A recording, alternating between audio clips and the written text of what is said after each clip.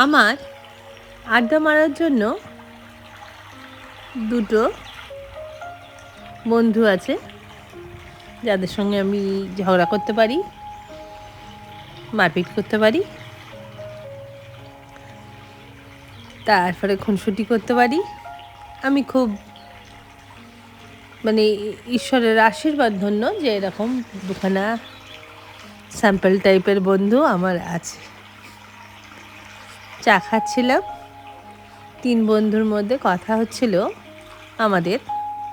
ওদের ছেলে মেয়েদের, ওদের বাচ্চাদের সব বড় হয়ে গেছে, তো আমরা নিজেদের জীবন নিয়েই কথা বলছিলাম।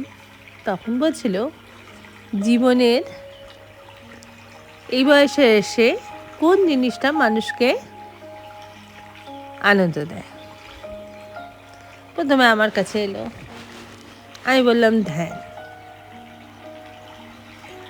কারণ ধ্যান করলে আমি সত্যি খুব শান্তি পাই। আর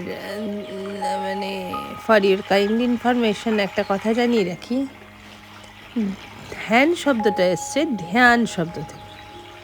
ধ্যান মানে খেয়াল, বলেন না আপনার ধ্যান রাখনা, সেটাও হতে পারে।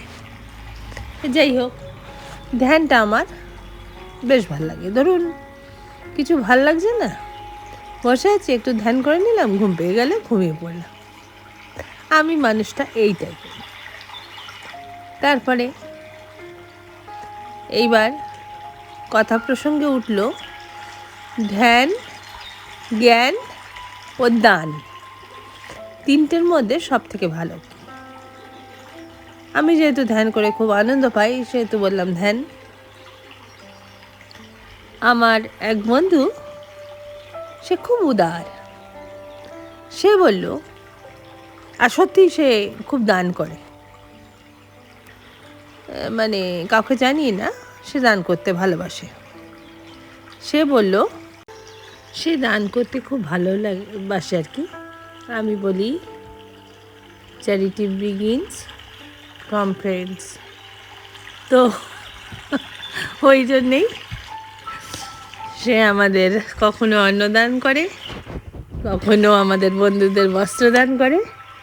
এই করেই তার জীবনটা চলছে, এবং বাড়িতে সে বিপুল অশান্তির ভেতর দিয়ে যায়, কারণ তার স্বামী, তার বাচ্চারা তার খুব বিরোধিতা করে।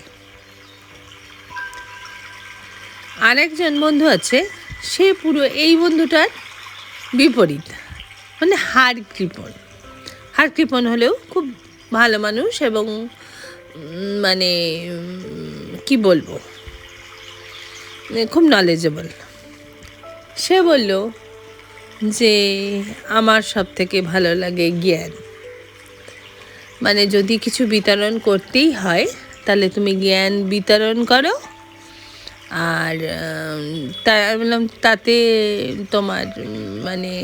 তোমার বা সমাজের কি লাভ হলো?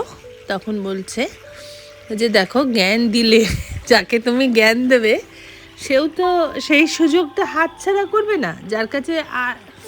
যাকে তুমি জ্ঞান দিলে সেও তোমাকে জ্ঞান দেবে, তাহলে তোমার নলেজটা আরও বাড়বে, তুমি জ্ঞান পাবে। কিন্তু কাউকে যদি তুমি দান করো, টাকা দাও, তাহলে তো টাকাটা তোমার কমে গেল। আর